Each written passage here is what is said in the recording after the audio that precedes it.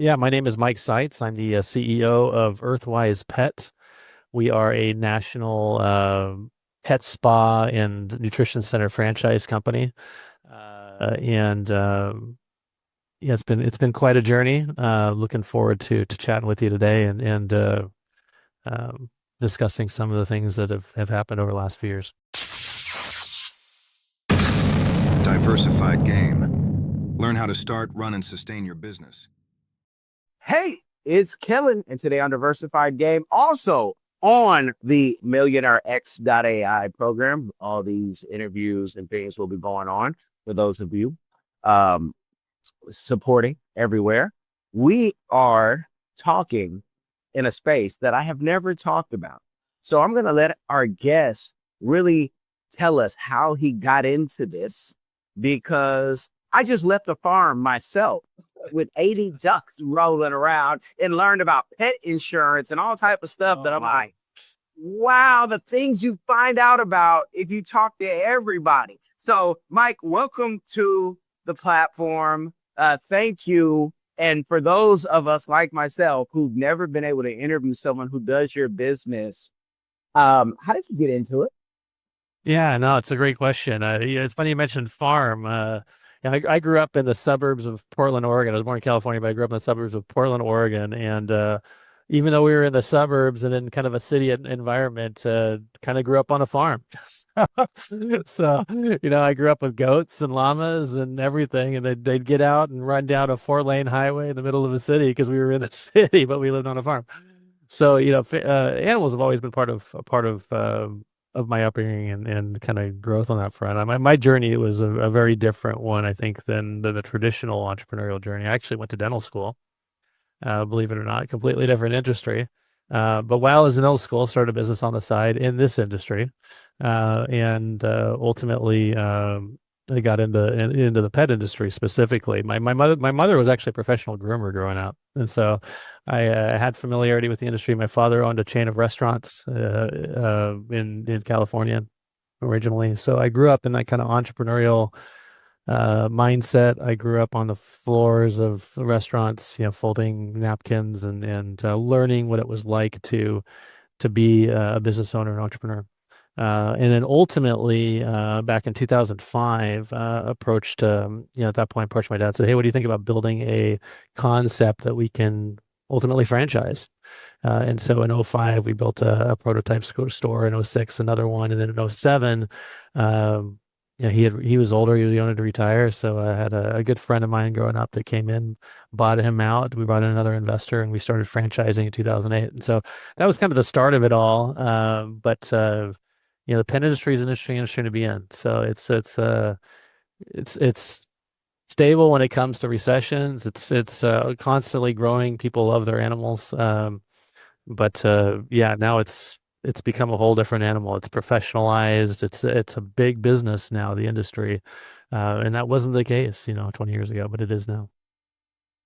Well, and what wasn't available 20 years ago is where everybody can watch a show or listen. I have more listeners, but maybe when I tell them this is a $150 million empire, they might rush over and try to see who you look like in case they need a loan, right?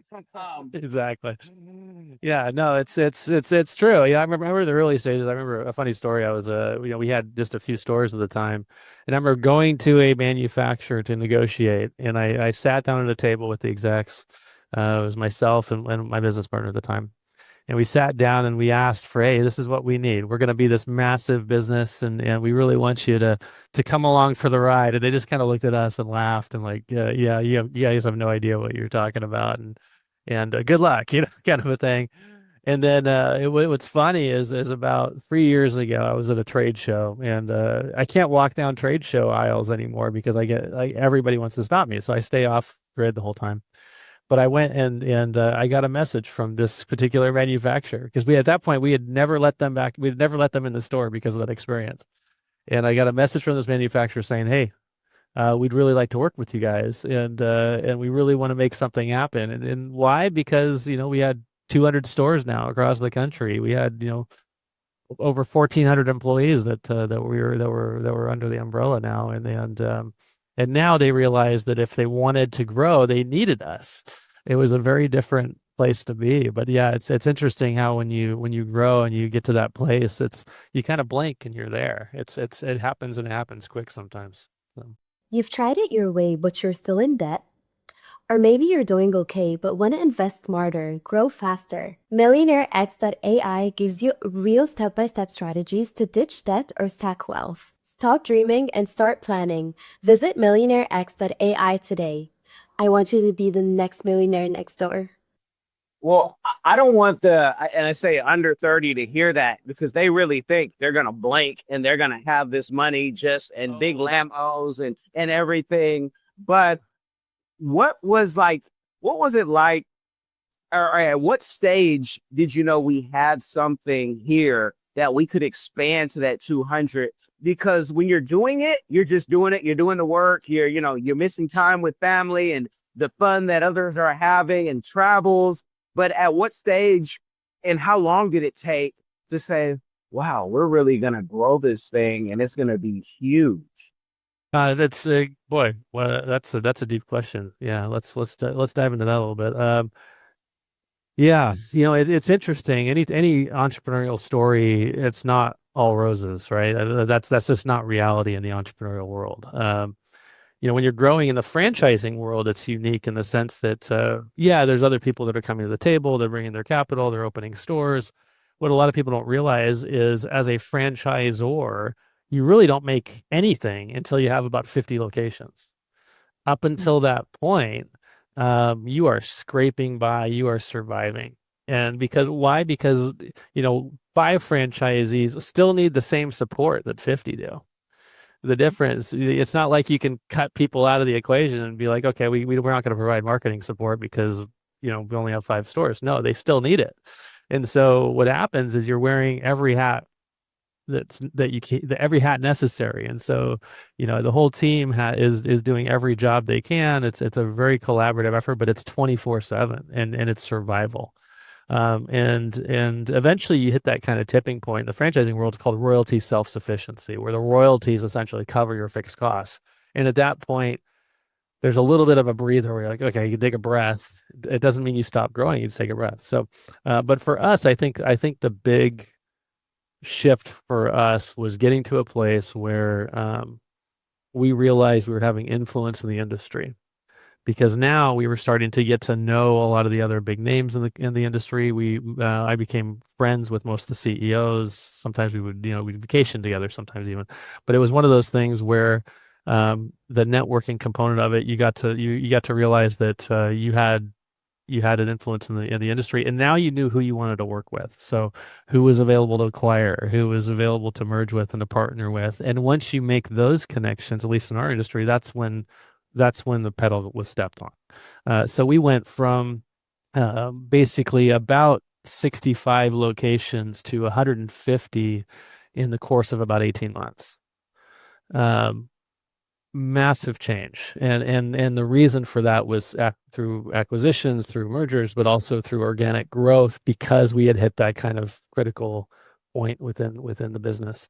But yeah, I mean, we started in 08 franchising. It wasn't until probably 4 years ago that happened. And so there was a lot of years there where it was the grind. And that, I appreciate you saying, hey, don't think this is all rosy, because we have these glamorous ideas of these tech startups where it's like, hey, that is the unicorn, man. That's the rare exception to the rule. Most of the millionaires and the people out there that have created businesses, they're working when you're not. For me, I became known in the area that I lived in for being the guy that was on his laptop at 11 o'clock at night at a cafe, because I needed to stay awake while I was working. And so I would go and I would take my laptop and I would get to know, everybody that was working at these places, because they became my second office after my office hours. I had a family and everything else, and a very patient, family system. But the glory days are not what people think they are when it comes to entrepreneurship. But is the end result worth it? Absolutely, in my opinion, it is. It's just you have to have a level of drive that that a lot of people just never understand, and that's just what it took. So. Can you give them the secret of being in those cafes? Everybody knows, the biggest one, especially, you growing up in Portland, and right next door down the street with a much faster speeding limit than Oregon has. Seattle, you got Starbucks. I lived in Seattle for a while. Well, that's where I am now. That's so yeah. I live in 𝐬𝐵𝐽𝐽 area, so I'm right there. Yeah, so I get it. Yeah. Are you a successful entrepreneur or one in training? You've got the vision, but do you have the right partner to build your brand, your team, and your future online and off? At 𝐶PRfirm.com, we offer expert consulting, financial guidance, and life coaching because we believe in doing life with our clients. After all, what is it for a man to gain the world and lose his soul? Founded by 𝐬𝐮𝐞𝐭, we help our clients not only succeed, but plan to retire rich. Your business deserves the best. Start building your legacy today at 𝐶PRfirm.com. What was the magic for you of after the office going to a Starbucks versus going to what might be your home office, whether it's a full office or a corner? What did that energy give you? Because sometimes the new entrepreneurs, they just do it because it's out of necessity. They don't have another place to go on in the office, right? Yeah, no, for me, I need background noise to focus. I think people learn what helps them really focus and be attuned. Quiet drives me actually crazy sometimes when I'm trying to get into the zone. Now, when I'm hyper focused, it doesn't matter what's around. I don't even know what's around me. I'm so focused, and that's it could be 3 hours and I blink and I didn't even realize it's 3 hours, like that kind of focus. But I have an office. I'm in my office right now, and I really enjoy my office, but I think I don't know if it's ADHD or what, but I need a change of scenery to keep going sometimes, and so I think there's an advantage. You go to a Starbucks or you go to a coffee shop and there's a million people out there now with their laptops, right? That's the new reality of the office space. We've gone very remote because of that reason as well. Our C-suite doesn't want to all come in and hang out in the office. That's not who we are as people. And so we let our staff move, and there's a remote component to it because they tend to know what works for them, and we're very much let's delegate and let's make sure that they know what the expectation is, and as long as they meet that expectation and exceed it, do what you need to do, and that's been the reality. But yeah, I'll go to the cafe and I'll get away because I need the background noise, and it doesn't bother me. To some, it would drive them crazy to have that background noise. To me, it actually just keeps me wired and awake so I can keep going.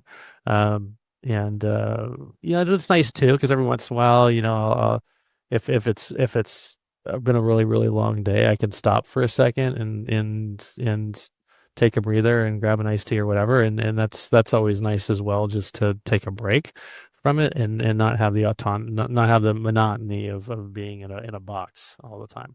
I get a little claustrophobic, so that's just me. Gotcha. And I believe it's the ADHD that we all have. I tell people my or yeah. Dyslexia, ADHD are so much a superpower now versus if you were a child diagnosed, you would be, in a class that wasn't high performing usually. Yeah. But you talked about getting a breather. I believe you're in over 30 states, 200 plus locations.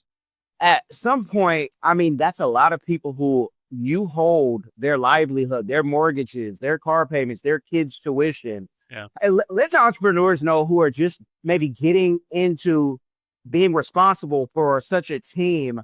How did you manage that? What was it in you? Did you have to go through therapy? I know you're a BYU, guy, and I'm going to ask you more about that. But what was it? Was it faith? Was it therapy? Was it, you're in Seattle now, so did you have to go to the dispensary and say, hey, I got to chill out? I'm all these people, how you handle it. Yeah, all that. No, I mean, there's a point in a growing business. There's a point in a growing business where something changes. And what for me, that point was the point where I realized that I could no longer meet all the needs and demands of the people that were around me. And we all have that kind of moment, even in family systems, that kind of thing. But for me, on a business level, is eventually you actually can't get to everything you need to in a day. And I had a good friend that told me a great story. He had a good friend of his that said, "Hey, um, when your business gets big enough where your approval rating, if it's better than the president's, you're doing awesome, then pat yourself on the back." And he's like, it's not because you're a douche or just a mean guy. Like the reason is because you can't personally get to everybody anymore. And so people start making assumptions, they start making judgments because they don't know you. Whereas in the early stages of business, you know everybody. They know who you are. They know why you're doing what you're doing. Eventually you get to a place where that's not the case anymore. So for me, from a burden of livelihood perspective, the hardest thing for me was to not be able to personally help everybody on a very personal level, to have to trust team members, to have to really just sometimes be direct when in other times I would have just tried to help myself. And so, how have I dealt with that kind of burden? Yeah, there was definitely some therapy. My wife is a licensed professional counselor. I don't think that helped, but but what I did learn is I did learn a lot of regulation tools, a lot of them, whether it was mindfulness, whether um, just really getting embodied and learning how to handle stress when you're overwhelmed. And my everyday now in terms of the burdens and like they would have put me over every day would have put me over the top 10 years ago, because of the decisions that I make now have so much larger an impact on so many more people. And so, in the past I would have freaked out, once or twice a year because I had a big decision. Now that's my daily. And so how do I deal with that on a daily basis? Well, you get resilience. You learn that even difficult decisions and those really tough calls that in the end, you're going to be okay. But it's a challenge. Like the gaining that resilience is brutally difficult. And I'm a different person now than I was 10 years ago. We talk about stages of development for leaders in a company and how if you don't develop personally to match the stage that you're in, you better get out of the way. And I look at him like, do I ever want to be a publicly traded CEO? I'm not sure I do. Right? It's like, do I really want that level kind of a deal? Would I be open to it? Of course I would be, but it's like I'm not sure I want to take that level of burden. Where I'm working on a quarterly outlook instead of a long-term view of the world. But it's been interesting. It's a great question because I think there is a lot of weight on leaders that have large companies, and I don't think people appreciate the magnitude of that weight sometimes. Well, we know that you don't like anything easy because you went from dentistry, which I've read in the past have high ends of depression. And parts of that they say is the isolation or the high debt. As an entrepreneur, you're dealing with being at the top, the isolation and the high debt until you said you get 50 stores, which I could see a listener on Podbean and Apple just flop like, oh, I got 3 stores. I thought I was almost there. I got to get 50 just to, franchising, right? The corporate store play, like we have a bunch of corporate stores too, man. You do not need 50 locations in the corporate side to make money. That's the franchising world. But everybody wants to grow bigger, especially when you have a product that has value. We're not just talking about having another assortment of gummy bears or something, like something that you're doing it better than everybody else. And we talked about the therapy, and getting the anxiety. But as a dentist, when you were doing dentistry, which is a profession that most people would say, I did it. I'm stuck. I can't do anything else. If you would have stayed in dentistry, Do you think you would have just maybe franchised those out as well, or was that driving you mad because you didn't want to deal with patients like me who eat too much sugar and say, make my smile look great still, you know? So I actually, it's funny you mentioned that because while I was in dental school, my big end goal was to franchise in dentistry. Like that was what I wanted. I was coming to dentistry with a business mindset, and unfortunately, I learned very quickly in dentistry you can't do it. And the reason for that is a lot of states have regulations that restrict somebody being an owner in a dental office or somebody on the cap table that's not a licensed dentist.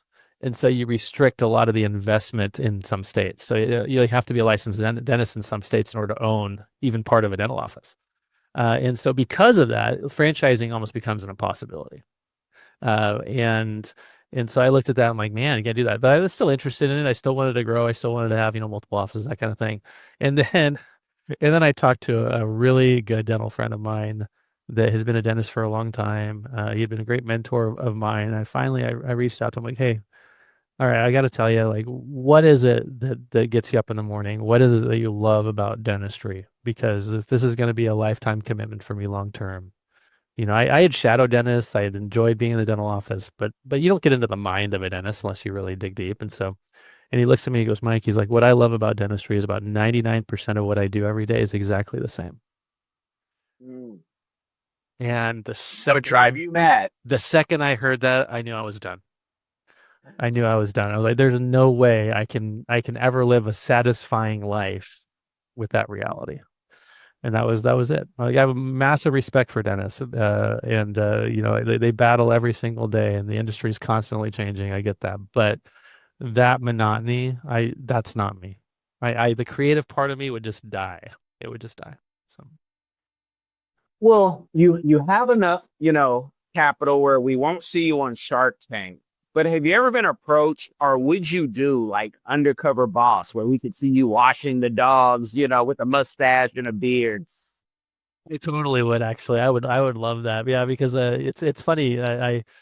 We are big enough now where most of the staff that, like, in fact, probably 99% of the staff at the stores don't know who I am, right?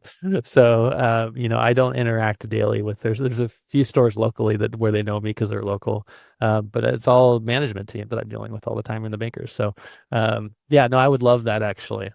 Partially because I love being on the ground and seeing that. I love that. I have massive respect for the frontline workers that we have. I know the daily grind that they're in. And I would love to work side by side with them. That would be super exciting. So I've always encouraged my kids, it's like, hey, because I got 2 college age kids and a 13-year-old, and like throwing them in the store, like, go work, I do it. So, and I'll come work with you. So, yeah, no, I would really enjoy something like that for sure. Okay, and I haven't had cable in over a decade, but I Yeah. know. Yeah. It's, when you watched enough of it as a kid, right? Then you have kids and you're like, turn that off. But I know that show's no longer going, but there's always reboots. And also, we're in a time where, a company like yours can film your own, and it can be something where, hey, we're having fun. And again, you can pitch it if you choose, or put it on your own site. And again, this is the time where it's so much cheaper to do these things. Yeah. What do you do? And I think you're into photography. So photography, and then getting into the video. What other passions do you have outside of business that keep you going? Yeah, no, I do enjoy photography. I'm a big music fan, so I love jazz, I love music. And so, uh, for me, I love going to jazz clubs. I love listening to, going to concerts, that kind of thing. I love the music component to it. But on a what I can do daily for my daily self, there's the usual kind of upkeep stuff, like working out and things like that. But when it comes to downtime, I love paddleboarding. I love getting out in nature. I can walk out my door and hike. And so I love to get out in nature and take the dogs out and hike. Those are the kind of things that really kind of reset my soul to some extent. But yeah, I think there's, I'm not a big TV person at all. I like this, like you were talking about too, with the cable thing. Like, It's okay. I'll watch movies every once in a while, but for the most part, I'd rather be in nature. I'd rather. My life's too hectic to want to. I'm not a fan of being necessarily entertained. I want to actually reset. So so for me, it's like things that are kind of soulful that really bring me back to who I am. I think are really where I like to spend my time. Hello, everyone. Come along with London and Sydney as they show you around the vibrant country of Cameroon. We explore the heart of Africa through the eyes of London and Sydney. Two explorers who journey across the great city of Yaoundé, exploring its rich culture, vibrant market squares, cultural heritage, and wildlife. With giggles and excitement, London and Sydney Explore Cameroon takes you on a fun-filled adventure, providing insight into the country's culture and traditions through the pages of this book. It's packed with exciting stories and super cool facts about Cameroon that will make you go, wow. Get your copy now. Available on Amazon and in libraries near you. There's only one easy way to experience the exploration of Cameroon, and it's through London and Sydney. Don't wait, get yours. And you have such a beautiful scenery, even though it rains way too much. We went from Seattle now to South Florida. And I'm like, my wife said, we spent more time at the beach when we lived in Linwood in Seattle than we do here. And the beach is just right there. I say, I know, but I go to the beach. I have a beach kit in my car. I just stop sometimes. I love that. Yeah. By the water. It's like, I have to be by the water. Like when I talk about going to cafes, a lot of times, if it's an afternoon thing where I got to get out, I'm always going to a cafe by the water. I just have to be close to the water. Yeah, I totally get that. Yeah. So And we should have more cafes by the beach that are, not close. Yes, there are not enough of them. There aren't. Every once in a while you'll see one here. There's gems. It's just like somewhere where there's an open air kind of a setting, and there's a cafe close to my office here in Bellevue that is a really cool coffee shop where it actually has they open up the full floor to ceiling windows and it becomes an indoor outdoor. It's right on a river, and so you see people kayak right in front of the coffee shop while you're there. It's a great atmosphere. Like, man, we need more of these places. These are great. So Oh, I love it. I love it. Have you been to Meadowdale Beach in the Linwood area where you have to hike down and then no, okay. sounds good though. Okay, I'll have to check that out. Yeah. No, usually, since I live in Issaquah, like a lot of Lake Sammamish, a lot of Lake Washington, that kind of thing. But yeah, you get up in the Linwood area. I'm not as familiar with that area, so I'd love to check that out for sure.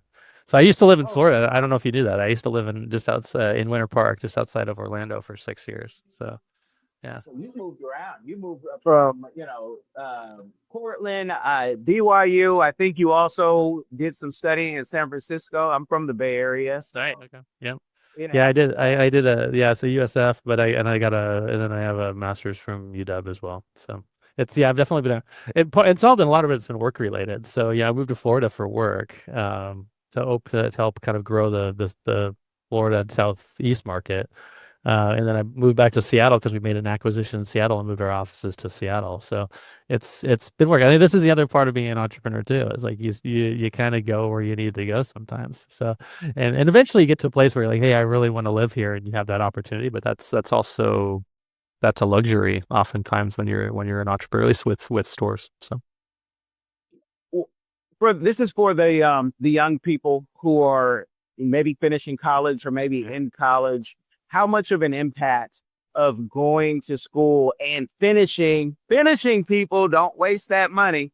How much of an impact has that helped you in business? Because you're hearing things now with AI, education is going to change. Yes, it is. But do you think that getting these same degrees in the next 5 and 10 years would have made such an impact with you? Or was it just that you knew you were going to be franchising and in business, so that's what you studied even if you weren't studying? Like, let the people know, because you have an MBA and you hear people say, oh, that's the most easiest or most useless. But it's like when they meet a guy like you who his MBA has put to work, it's not so useless when you have an empire. No, it's interesting because I've met a lot of private equity and family offices over the years. I've talked to almost 170 of them over the last probably 4 years.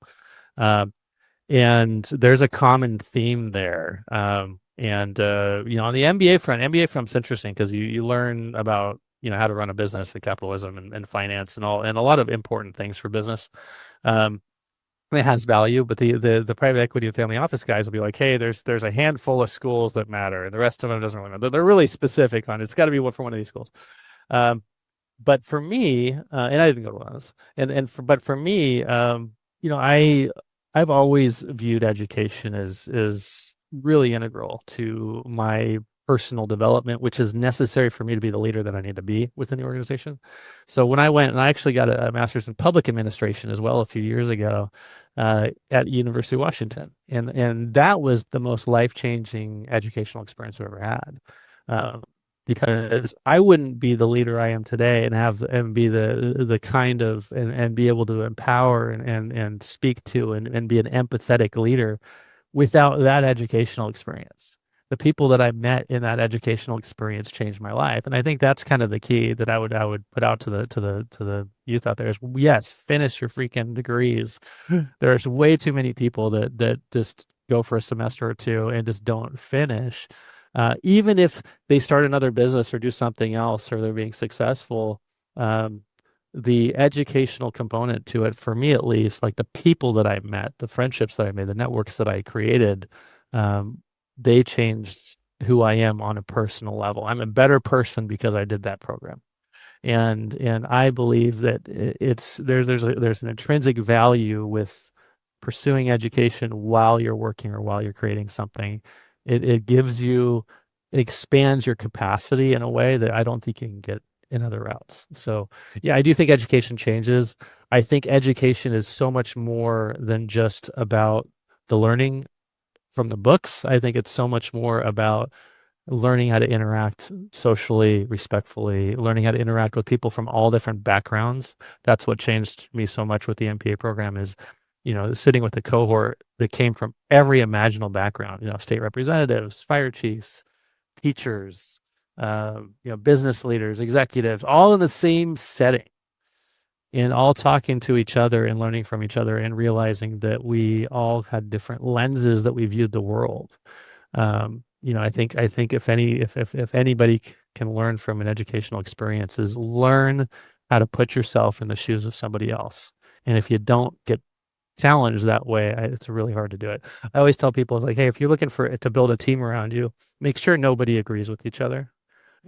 Because if it's just a bunch of people parroting what you want to do, that's not a team. That's just you're not actually improving anything. You're just putting forth what you want to do. Like, have somebody that's willing to stand up in your face and challenge what you're saying.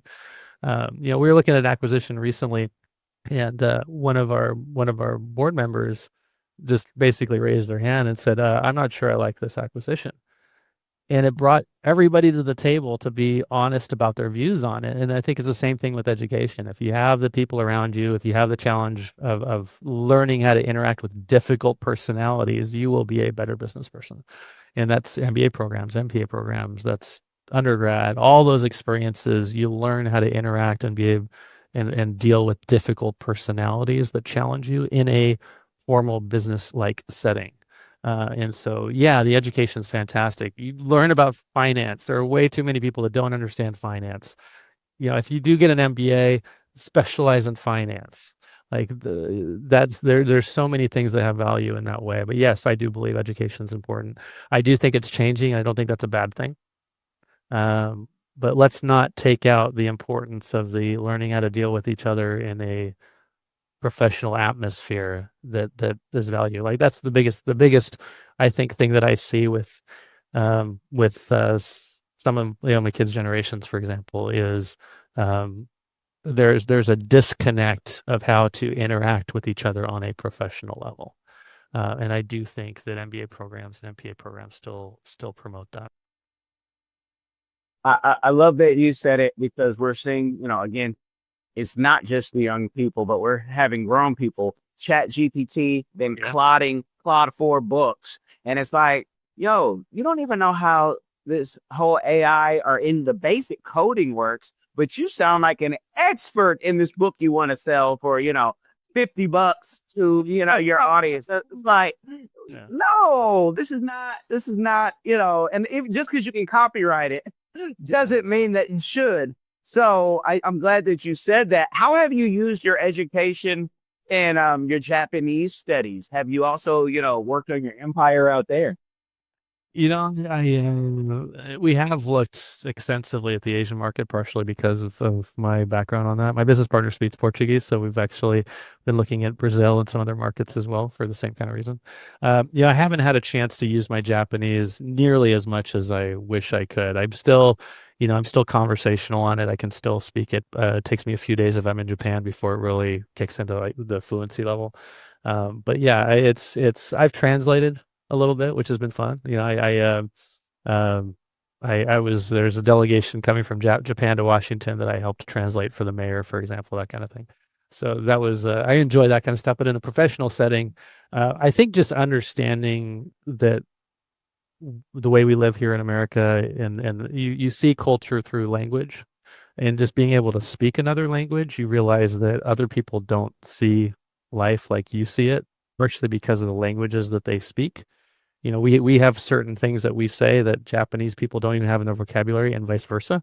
And it changes the way that you see and your lens for the world. So I think in that sense, my view and my understanding of Japanese has really helped carve out the business side of it. But I have not delved into the Asian market nearly as much as I would like. I think there's still so much white space here in the US that we're focusing on the US for now. But I do think there's a jumping point at some point here in the near future.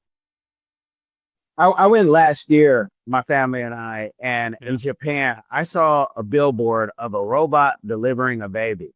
And I said, how advanced are they? And then I came home and changed every single toilet in my house. I said, we're going to run this and stuff. Yeah. I had to invite me and my 15-year-old, because she's my handy right hand, because I don't read directions. Yeah. I just started doing stuff, typical man stuff. Yeah. And yeah, everything. So when people come to my house, I say, this is the only way to be. And then I give the demonstration with the plate and the ketchup that everybody's seeing on like social. And I'm like, I love Asia for that. But what I noticed. Oh, sorry, go ahead. Yeah. Oh, no, go ahead.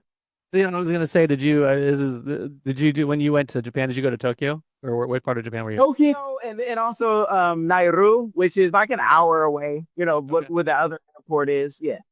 Yeah, so I took my son a few years ago. We went back and we did the Mario Kart racing in downtown Tokyo, where you literally dress up like Mario Kart characters, get in a Mario Kart, race car, and you're driving at 40, 50 miles an hour through the streets of Tokyo. Oh, wow. It was the greatest experience ever. But what's amazing about it is you have such a unique like dichotomy of reality there, where you have this super fun, almost anime-like world, and then you have this super advanced technological world, and it's just this mashing of these two realities, and it's so interesting to me. There's nothing like going to Japan and realizing how far behind we are in terms of our daily living and technology, and it's light years ahead. We like people that haven't been to Japan in that part of the world. Like it's just you see stuff there. You're like, oh my gosh, wait, what is this thing? I remember when I first was there, they came out with the little MP3 players or whatever they were that we didn't have in the States at the time, and I was looking at this thing going, wait, you can hold how many songs on this? I'm still used to the Walkman and the display, right? They're like, what? You can do what? And it's like, yeah, you have like 200 songs on this. Like, then they're digital. It was such a foreign and now it's just light years ahead of that. And so it's a fascinating world. And but you have to look at things differently there too. I mean, from a business perspective, it's very groupthink. It's a different dynamic. There's the individualism concept is not like it is here.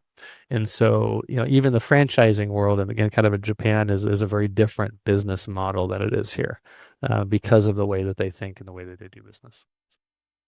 Yeah, and the way that kids could be playing video games during the day, and you're like, what's in this big 12-story thing, and like people playing video games, and you can be playing video games and notice that, oh, I didn't know this was an adult casino, and I have my kids and my wife here. You got to get out of here. Exactly. No, it's so interesting to me. Things that we think of as purely like things that kids do, like adults do. It's just a different world. Yeah.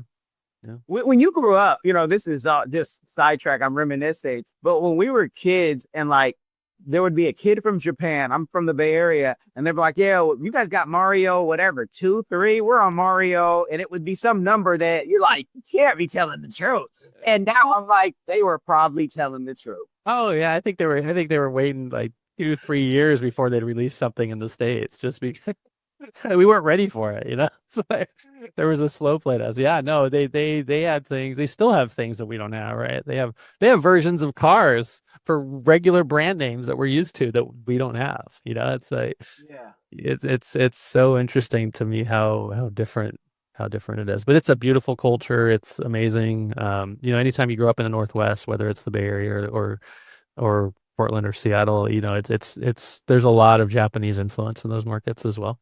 And I remember when Portland Airport got their first Japanese wing they built at the airport for flights to Japan from Portland, and it's pretty spectacular. So yeah, I don't get back there enough. I love it. I love the culture, and I would love to have business there. But if we can bring some of that technology over here and the way that they do it, I think it would be pretty fun, honestly. Definitely. With all the fun that we get to have as entrepreneurs and the experiences we get to show our families, what's a community give back that you're doing or one that you would like to do in the future? And is there anything that the community that's experiencing this right now that we can help you out with by expanding, the word or whatever we can do? Yeah, it's as an entrepreneur, we do there's a really beautiful kind of just self-satisfying reality to creating something special and seeing that perpetuate throughout a society. And I think one of the greatest gifts that I've been given as an entrepreneur is the people that I've been able to meet. I've met some really spectacular individuals, tremendous leaders, people that have done things that are just beyond comprehension and how amazing that they are. But there's always this kind of common theme that the ones that I find that are super satisfied with life and really enjoy things, they have this intrinsic reality that they created something that has value. They didn't build something just to make money. They built something that they feel like kind of bettered society, and they believed in it. And so I think there's this opportunity you can give back a lot from an entrepreneurial base on that front. Right now we have one of the things that we've done as an organization is we created the first, artificial intelligence is a new reality, right? Well, we have our own internal language models, for example, as part of our organization. And one of them that we have is we have a certified pet dietitian program that we have where our staff is certified and educated on nutrition, and we help train vets. We do all sorts of stuff within the community for that. And we built the first AI dietitian, like pet dietitian, that's 100% accessible to the consumers. They can go to the website and see it, and they can type in any questions that they have about nutrition related to their pets, and it's amazing. It really is fantastic. And it's led by we have a development team, but it's also led by our dietitians as well. And that's kind of our way of giving back as an organization. We want our education to go out there to everybody. So we have a mantra within the company that says, it's basically, you don't have to buy from us, but let us help you buy better. And so we'll educate the consumer on kind of improving that. And so I think, from the community that you have and from the influence that you have and from the influence we have, one of the things we're trying to get out to the marketplace is that there is this tremendous, there's an unfortunate, reality that happens in any business industry. And that is, there's a lot of disinformation, especially now in the pet industry. People are trying to figure out what's, how to best take care of their pets, and they struggle with identifying who to listen to because they're hearing a million different voices on that front. And so helping kind of get out the word that, hey, there are resources, there is a way to get information to really know what you should do to be the best owner that you can as a pet owner, and we consider them family within our organization. But let's get the word out that we need to have some kind of a way to filter through the minutia. And I think we're all dealing with this right now with social media in general, is you have all these different voices, all these different things. What's true, what's real, what's not real. And that's going to be, a million times more difficult when we get into some of the AGI stuff and some of the ASI stuff. It's going to be a million times more difficult to identify what's real and what's not real.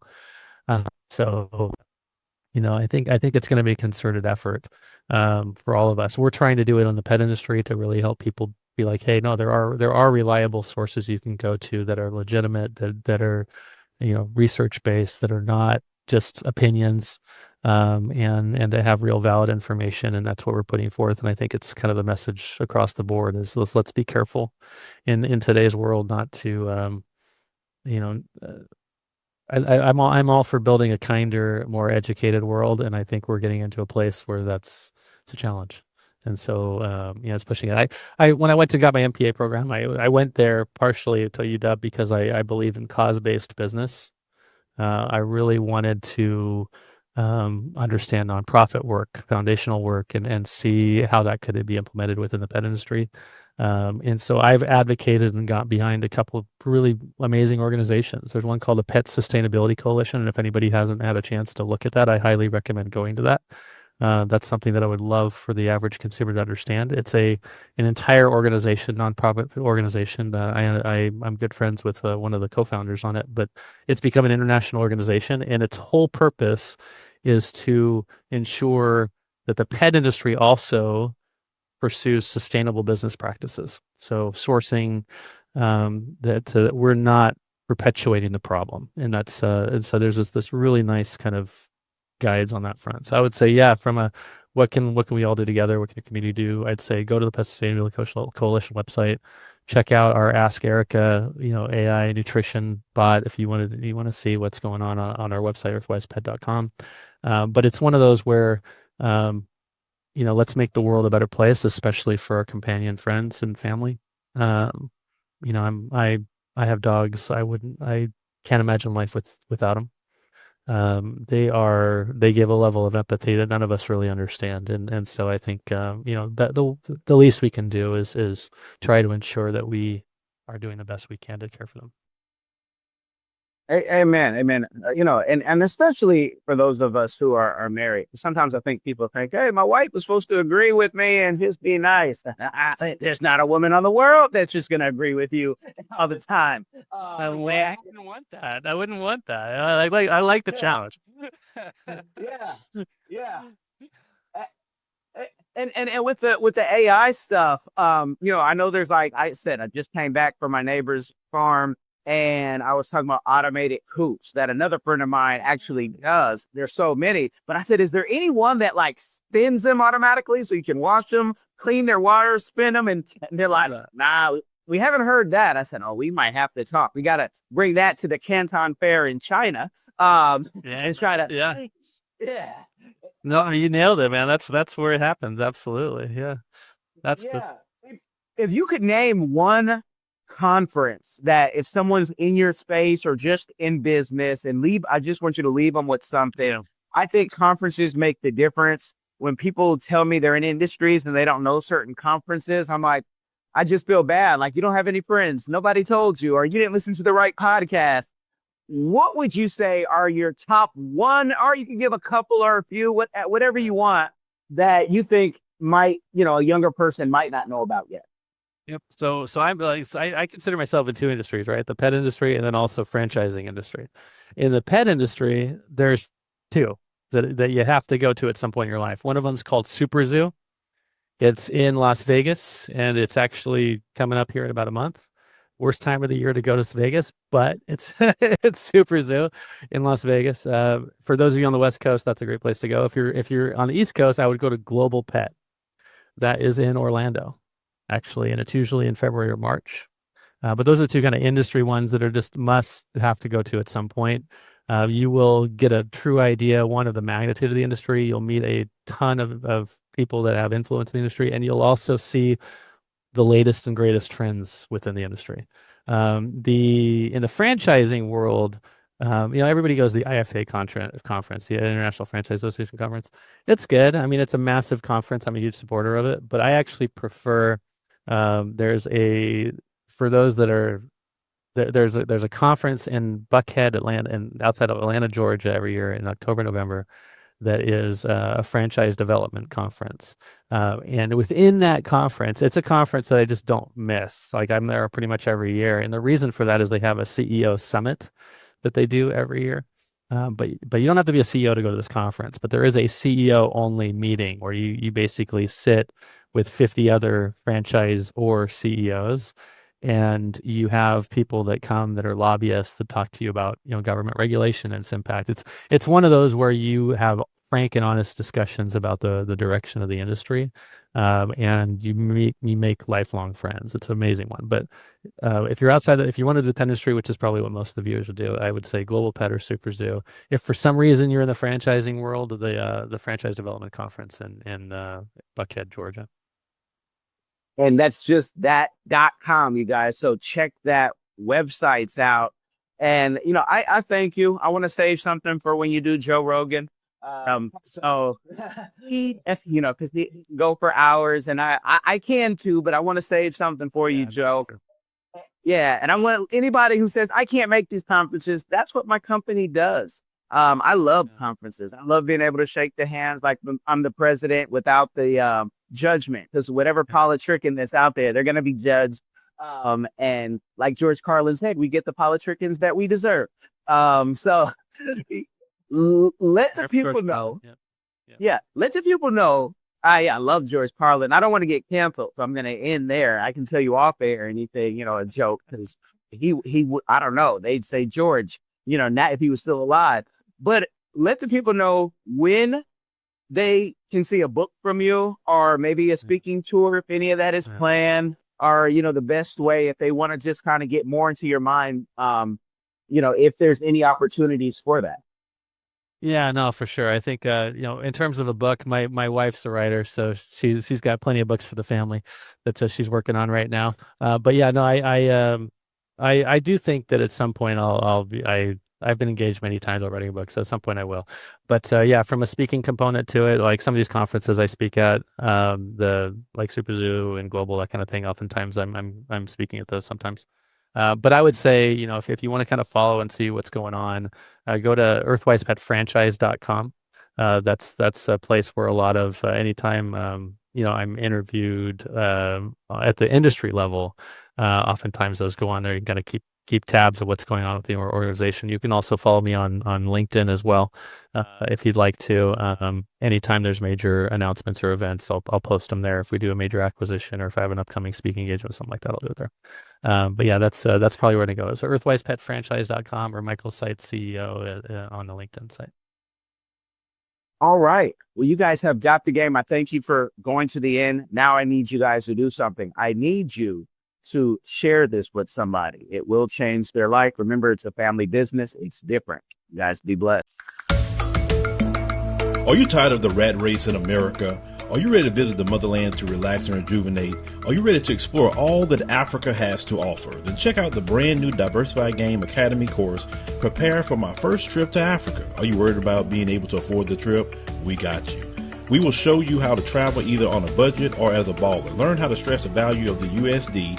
Did you know that 100 United States dollars is worth over 1,000 South African rand, or 10,000 Kenyan shillings, or 54,250 West African CFA? Are you worried about taking your kids? Get the game from King Cash, a bona fide world traveler, having traveled to almost 20 countries, several of those in Africa. Get the game on taking your kids on their first trips. Learn how to find the best tickets, get the visas, and plan your own adventures in Africa. Don't let Eddie Murphy have all the fun. Plan your own coming to Africa trip starring you, produced by you, and featuring you. If you are ready for a life-changing experience, sign up for our course today, Diversified Game Academy. Get prepared and purchase at diversifiedgame.com.